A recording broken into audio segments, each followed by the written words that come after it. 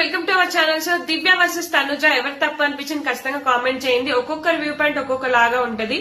ఇక్కడ నాకైతే దివ్య ఏం చెప్పిందంటే, ఆల్రెడీ నీకు లాస్ట్ వీక్ ఇమ్యూనిటీ వచ్చిన తర్వాత క్యాప్టెన్ అయ్యావు, ఇంకోసారి కూడా నువ్వు క్యాప్టెన్ అయితే 3 వీక్స్ వరుసగా ఇమ్యూనిటీ వస్తుంది. సో అది కొంచెం ఈ టైంలో, ఈ పీక్స్ టైంలో క్యాప్టెన్ కాకుండా ఇమ్యూనిటీ అనేది చాలా మందికి ఇంపార్టెంట్. సో నువ్వు వరుసగా అవడం అయితే, అంటే ఎవరైనా కూడా ఇప్పుడు క్యాప్టెన్ అయ్యి నెక్స్ట్ టైం క్యాప్టెన్ మళ్ళీ నువ్వే అవ్వాలంటే ఎవ్వరు తీసుకోరు వరుసగా. అంతకుముందు 2 సార్లు అయినా 3 సార్లు అయినా అది వేరే విషయం అనుకో. సో అక్కడ తనుజాకి దివ్యకి ఆల్రెడీ రైవల్లీ నడుస్తుంది కాబట్టి ఆబ్వియస్లీ తనుజానే ఎంచుకుంటది దివ్య.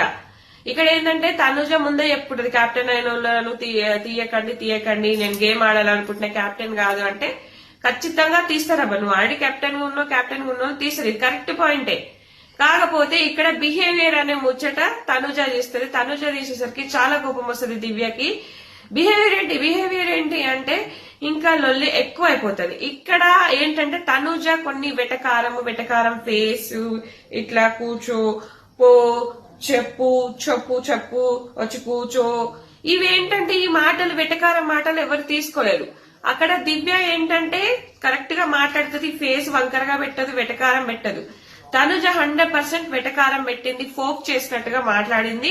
100% ఇక్కడ తనుజాదే తప్పవుతుంది. ఇప్పుడు వీళ్ళకి ఎన్నైనా రైవల్రీస్ ఉండని, ఎన్నైనా కారణం గాని దివ్యకు తనుజ అంటే జలస్ ఉంది. తనుజాకి కూడా దివ్య మీద ఎక్కడో కొంచెం ఉంది, ఖచ్చితంగా ఉంది, లేదని మాత్రం చెప్పకండి.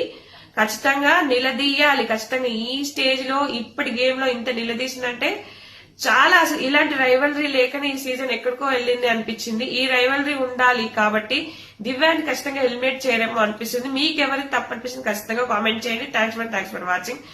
నచ్చితే